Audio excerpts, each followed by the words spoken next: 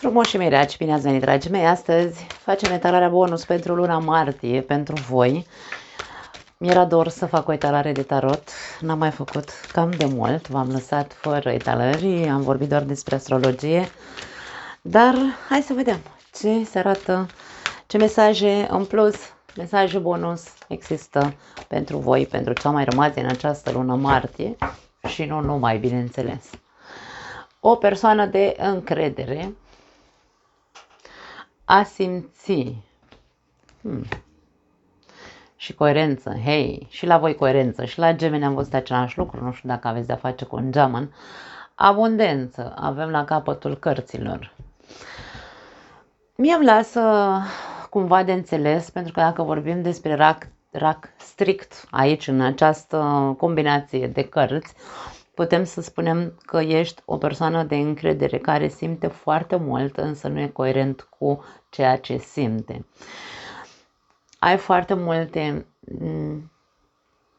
hai să spunem așa, cuvântul abundență nu neapărat se referă la bani, da? La cât conții. Conții foarte multe lucruri bune înăuntrul tău. Și poate de foarte multe ori dai prea mult. Nu trebuie să exagerezi cu a oferi, da? Ca să-ți câștigi titlul de încredere, că se poate avea încredere în tine. Eu asta simt să-ți transmit în momentul ăsta. Pentru alții dintre voi poate simțiți, aveți sentimente pentru cineva care pentru voi, da, este o persoană în care voi aveți încredere. Însă aici vi se cere un pic de, ok, stai puțin. Stai puțin și vezi toate fețele a acestei persoane. Că poate, da, imaginea este una de încredere, însă ai de... Vine spun că mai ai de cercetat un pic. Ascultă-te, pentru că tu ești foarte intuitiv, da? Ascultă-te, conectează-te cu intuiția ta. Avem aceeași poziție a acestor două persoane, cumva, da? Așa, ca să simtă tot. Și vezi la ce concluzie ajungi până la urmă. Dă-ți un pic de timp, îmi vine să spun. Abundența mi arată faptul că ceva e prea mult.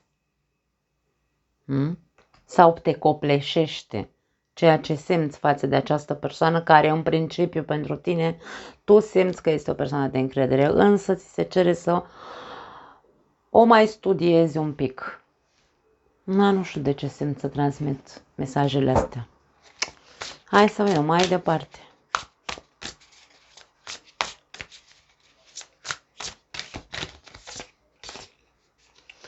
Nouă de spade, ai gânduri, ceva îți dă bătăi de cap. Aici mesajul este toți ne lăsăm un pic duși de griji uneori, te văd îngrijorat, îți bați capul cu ceva. Sau persoana asta de care tu o vezi de încredere își bate capul cum? Poate își bate capul cum să te cucerească mai repede. Pentru că de-aia simt aici că ceva e prea mult. Eremitul, un alt 9 aici. 9, dragii mei. Unele lucruri trebuie să le faci singur, ți se spune. Nu poți să...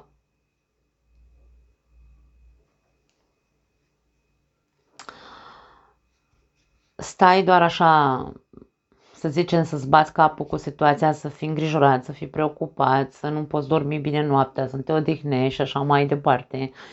Doar pentru că nu înțelegi de ce simți, de ce te simți poate atras atât de mult sau simți atât de mult pentru acea persoană, fără să faci o muncă, pentru că eremitul ne duce din nou tot înăuntru la introspecție interioară, la fel cum aici ne spune să simți, să-ți asculți intuiția și să fii coerent cu ceea ce simți.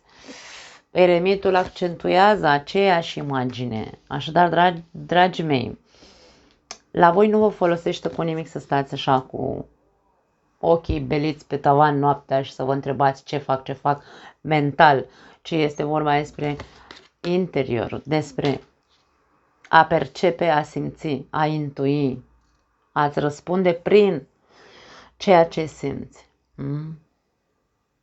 Răspunsurile nu se găsesc în cărți, îmi vine aici în cap un mesaj, această persoană înconjurată de cărți are în mână un pendul din acela care încearcă să caute un răspuns. Da, aici avem un eremit interesant, nu este o lumină ca în alte cărți de tarot, însă e ca și cum caută un răspuns în oriunde în altă parte, da, decât în inima lui sau în intuiție. Nu pot să spun altceva. E ca și cum aici se spune, tu trebuie să ai încredere în tine, da? Trebuie să ai încredere în tine. Pentru că sufletul tău, intuiția ta, inima ta, percepțiile tale senzoriale îți vor da răspunsul la această problemă, că e vorba despre o persoană, că e vorba despre o situație, tu vei ști cum să o rezolvi, însă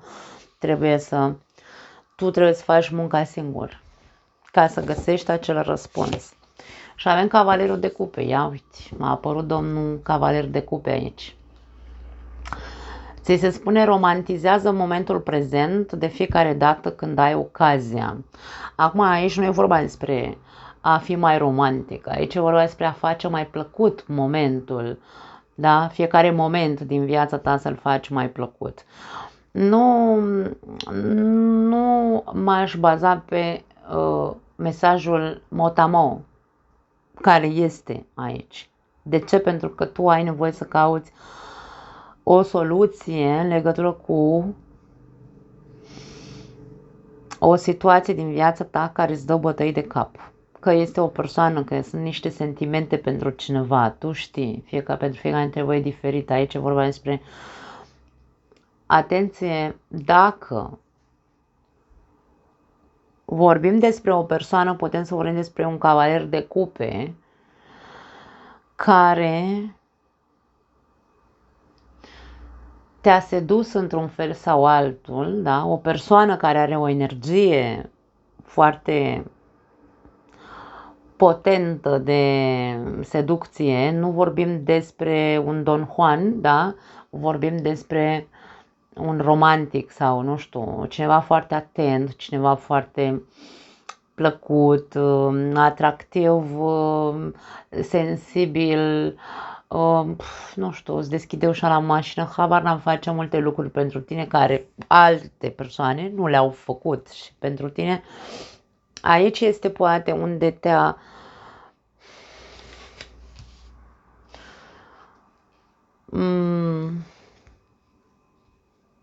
fermecat într-un fel sau altul, să zicem așa. Dar ai nevoie să fii coerent în ceea ce privește această persoană, dacă vorbim de o persoană. Dacă vorbim doar despre tine, tu trebuie să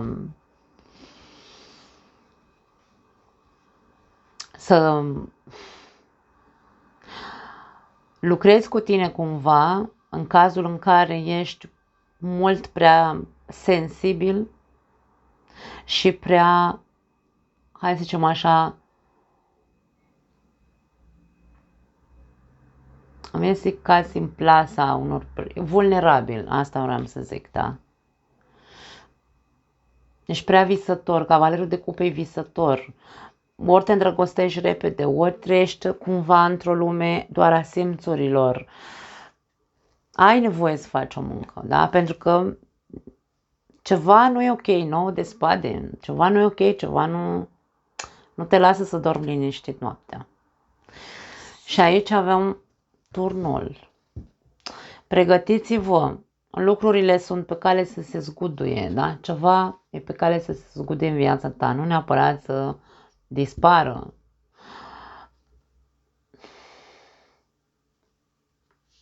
Dar eu cred că tu știi că ceva se zguduie de mult în viața ta sau ceva va ieși la suprafață, ceva se va schimba în viața ta, tu știi lucrul ăsta. Pentru că aici avem prea multe simțuri. prea multe. Tu intuiești foarte multe lucruri.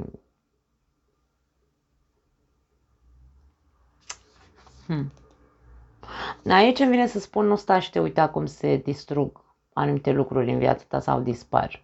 Fă ceva. Pentru că ți se spune să nu mai stai să-ți bați capul, da, doar gândind, ci fă ceva. Ține de tine. Unele lucruri trebuie să le faci singur.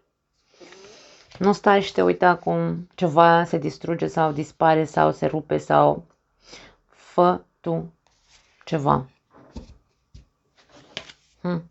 Interesant.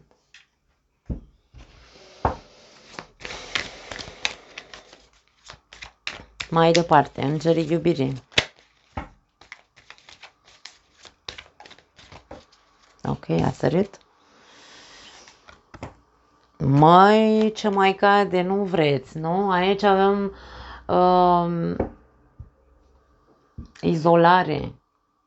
Mesajul este de izolare. E momentul să te deconectezi de lume, ți se spune. Foarte interesant. Eu cred că tu ai nevoie să reflectezi asupra unei situații care îți dă mari bătăi de cap. Ori în legătură cu o persoană, ori în legătură cu tine, ori în legătură cu o situație care ție nu știu, ceva se întâmplă în viața unora dintre voi. Ai nevoie să te izolezi.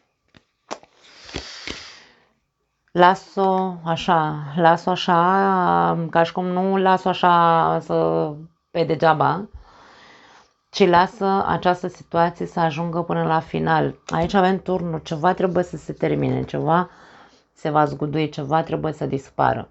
Însă, tu trebuie să participi, să rezolvi, tu trebuie să refulezi. Turnul înseamnă, da? Un boom, gata. Până aici nu mai pot. Cumva.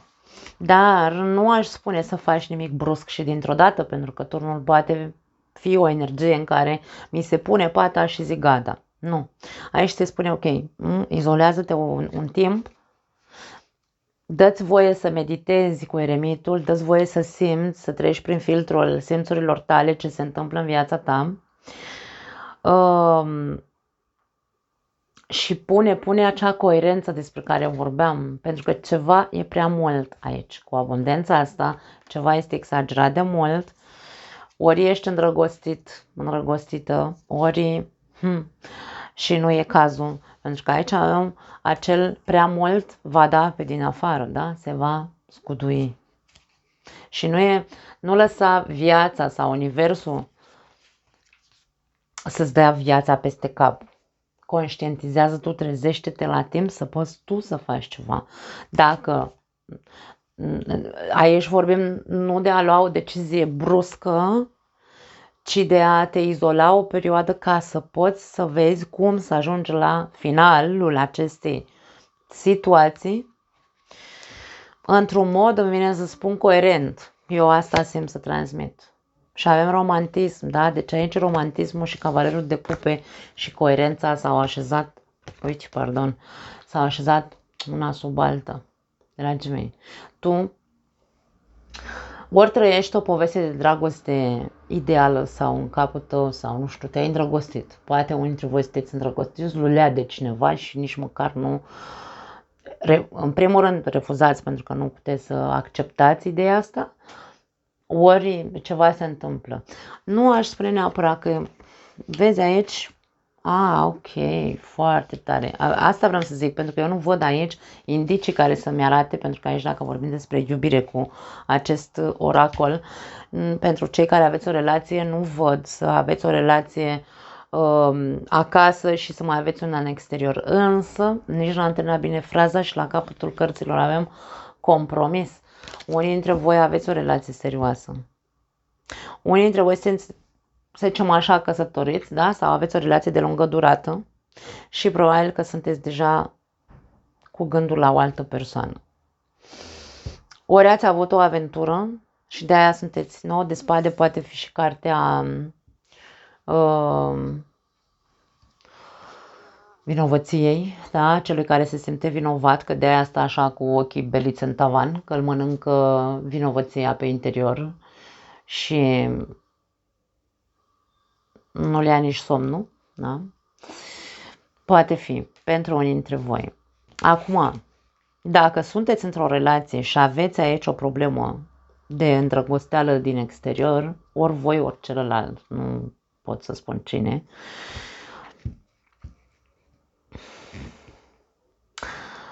eu nu pot să zic altceva decât că vouă vi se cere să fiți oameni serioși și să gândiți bine ce vreți. Ce vreți. Că deja coșmarul ăsta, 9 de spade, da? Coșmarul ăsta probabil că durează de ceva vreme. Se poate rupe relația sau poți să o rupi brusc și dintr-o dată, da, însă aici ca și cum gândește câtă bogăție ai de fapt în viața ta.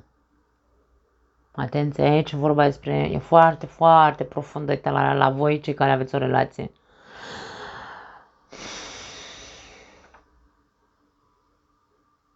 De ce nu-ți îndrepți privirea către a fi mai romantic cu partenerul de viață? De ce te izolezi de el? Pentru că aici e posibil unii dintre voi să dormiți separat. Unul într-o cameră, nu ne mai vedem, nu ne mai întâlnim decât așa când ne mai ciocnim prin bucătărie sau pe hol. Și aici e vorba, hei, nu o lăsa așa, pune mâna și începe să te apropii de partenerul de viață, pentru că aveți multe lucruri împreună. Compromisul înseamnă compromis. Da? Dacă pentru că aici eu nu văd nimic de toxicitate, eu nu văd nimic de o relație urâtă, vorbim doar de o relație de mi s-a pus pata pe altul sau pe alta, da? M-am îndrăgostit lui de altcineva, dar în relația mea de acasă nu se întâmplă nimic grav, adică nu ne spargem capetele, nu. Relația se rupe doar din cauza că pe mine m-a luat valul și m-am îndrăgostit de alta sau de altul. Aici nu văd toxicitate în care să zic, da, rupe relația că oricum, mai bine că te-ai îndrăgostit de altcineva, nu. Îmi pare rău, eu nu pot să zic alta, așa ceva, nu. Așadar, dragii mei, dacă sunteți singuri,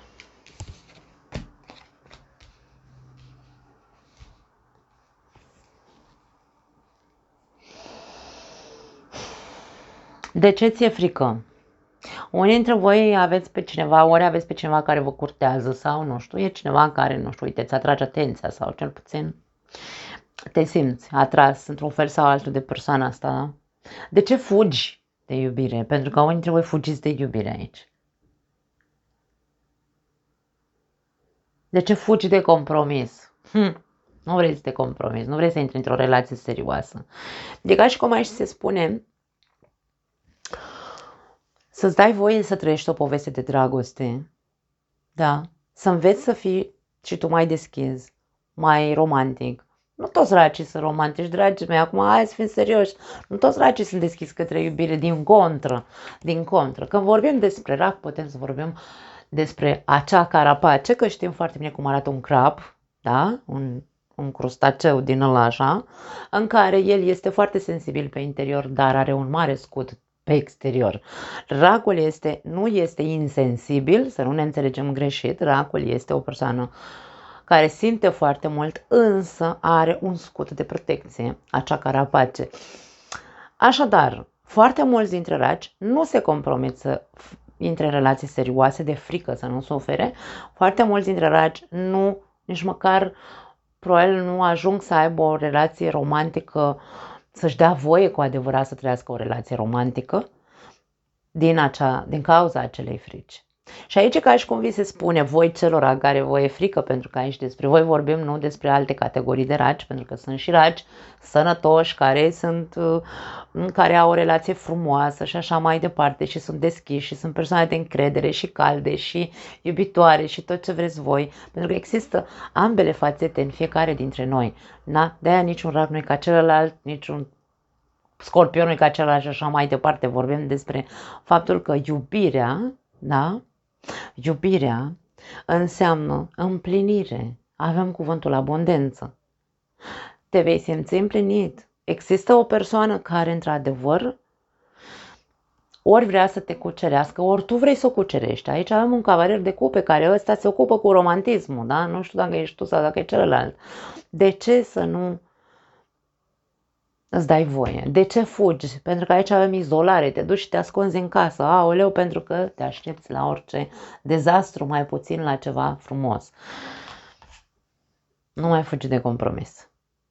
Dă-ți voie să existe această poveste, pentru că aici e ca și cum las-o așa, ți se spune, lasă această poveste să ajungă până la final, să vezi unde duce, pentru că poate duce la o relație romantică frumoasă. Deschide-te. Pare că este o persoană de încredere. Deschide-te, nu te mai închide în carapace. Nu pot să zic altceva. Foarte frumos aici. Mai departe, ce mesaje mai avem pentru raci? Hei, iubitul! Dragii mei, avem soțul, un bărbat avem aici, da? Soțul și căsnicia sau iubitul, da? Avem aici iubitul, aici avem primul mesaj soțul și aici avem compromisul, căsnicia. Da, avem mesajul de compromis. Pentru cei care aveți o relație, nu uitați, mai ales dacă sunteți bărbați, cei care aveți o relație în exterior, nu uita că nu ești iubit, ești soț, ai acasă o nevastă, ești căsătorit, trezește-te. Turnul vine să te arate să te trezești. Recuperează-ți sau demonstrează-i persoanei de lângă tine că o iubești, că te interesează în continuare relația cu ea. Ce cauți în exterior să te duci pe cărări că te-ai îndrăgostit de alta? Vezi de casa ta, vezi de nevasta ta și așa mai departe. Aici avem conotația bărbatului. Deocamdată atât pot să vă transmit. Pentru cei singuri, dragii mei, dacă trebuie. Trebuie să ajungi să intri într-o relație sănătoasă în care să nu-ți mai fie frică de compromis și, de ce nu, cine știe în cât timp te vei și însura.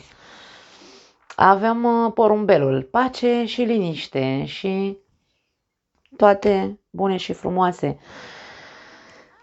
Foarte tare. Și avem barca, avem direcție și călătorie. Unde vrei să ajungi? Tu gândește-te, pentru că aici se cere coerență. Unde vrei să ajungi? Indiferent că vorbim despre prima variantă sau despre a doua variantă. Dacă vorbim despre prima variantă în care te-ai îndrăgostit de alta, sau mă rog de altul, că și femei există care s-au îndrăgostit de alții și sunt căsătorite, avem acceptare aici cu acest Ren, că nu știu cum să-i spun, că nu-mi iese numele lui acum, mai și la o zodie, dar nu-mi vine acum în cap. Acceptare și excentric. Ești excentric sau ești așa cumva foarte și din comun, ai fost în ultima perioadă, acceptă faptul că poate a fost doar o ieșire, în cazul în care vorbim despre faptul că te-ai lăsat dus de val, te-ai îndrăgostit de altcineva, ești într-o relație serioasă, ai o căsnicie, care-i direcția? Unde vrei de fapt să ajungi?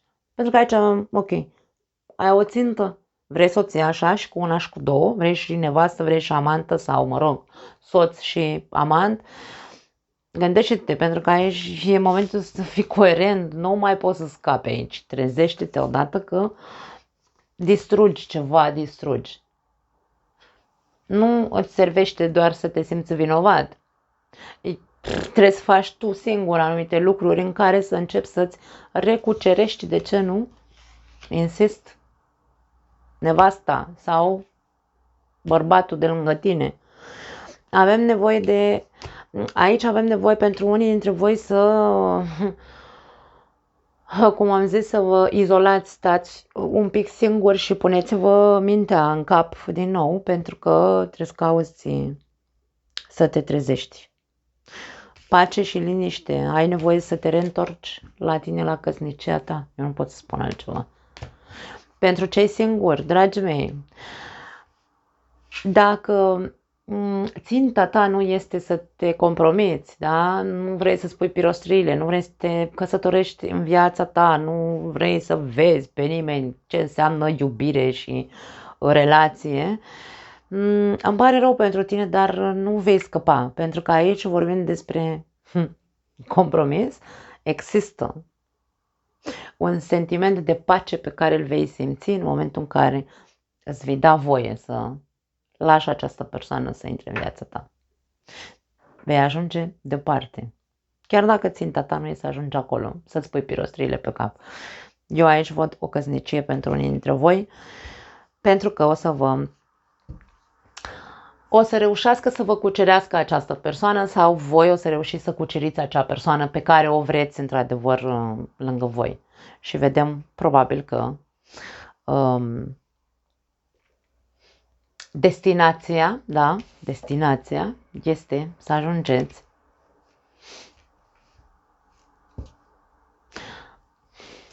să semnați la primărie, na, ce să zic altceva. Acceptați ideea că e rândul vostru acum. V-a lovit Cupidon sau vă lovește Cupidon. Mai departe, ultimele mesaje pentru voi. Foarte frumos.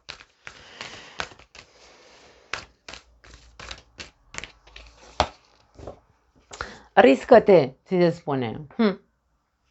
Hai să vedem toate mesajele. Împletește-ți coroana pe care o meriți pentru voi. Wow! Cum ți se pare acest final fericit? Fă o schimbare. Ok. Pentru cei care aveți o relație, aici e foarte mult în legătură cu partea sentimentală, da? Na, poate vreați alte informații, dar nu am alte informații. Pentru cei care aveți o relație, aici este ca și cum, ok, nu te mai pedepsi, pentru că te văd foarte preocupat și te văd foarte, hai să zicem, vinovat, da? Însă nu îți folosește la nimic să te biciuiești în continuare. E momentul să faci. E momentul să faci o schimbare în atitudinea ta, în felul în care te comporți acasă. Apropie-te de partenerul de viață. Riscă-te, chiar dacă aici am ploaie, da? Noi doi sub umbrelă. Chiar dacă pare că tună și fulgeră, chiar dacă pare că nu e, chiar dacă pare că e foarte complicat și că e distrus deja, nu.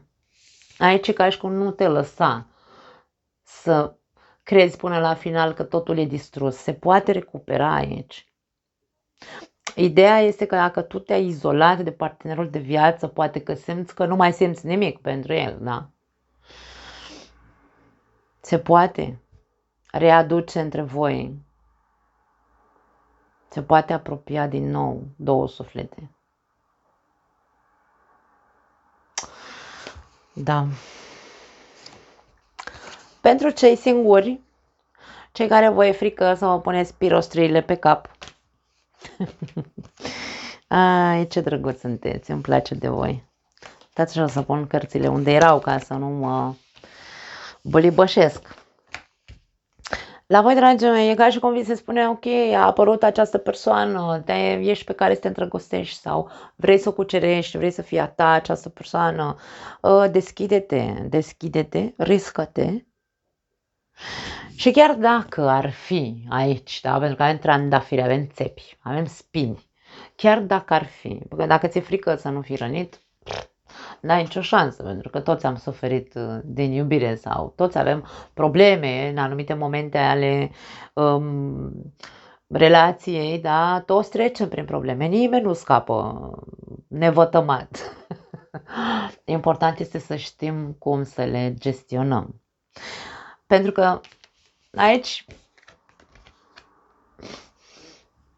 frica ta de compromis pentru a nu suferi e în van cumva. Degeaba te răzvrătești, degeaba strigi cerului și zici cum, de ce mi-a adus persoana asta care îmi place așa de tare că nu știu ce să fac cu ea, că nu vreau să mă compromit.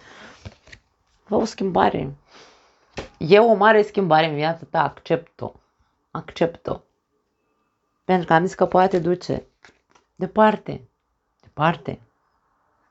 Liniște, pace, iubire, căsnicie. Poate duce foarte departe. De ce să te împotrivești? N-ai cum. Uite, vezi? Aici am o persoană care se împotrivește naturii, cum ar veni. N-ai cum, n-ai nicio șansă. Natura e că tu simți ceva. E natural să simți ceva. De ce să te pui împotriva ceea ce simți? Nu pot să zic altceva. Dragii mei, vă pup și vă iubesc. Ne vedem data viitoare. Ciao!